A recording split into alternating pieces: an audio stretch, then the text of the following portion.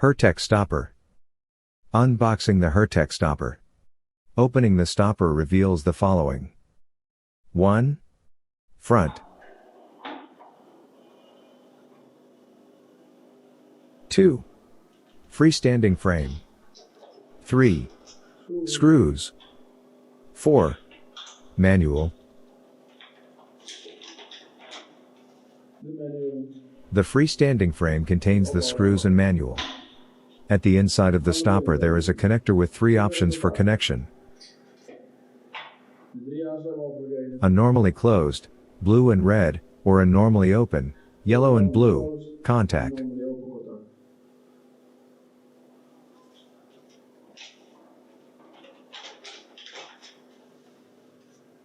The manual describes these same color codes.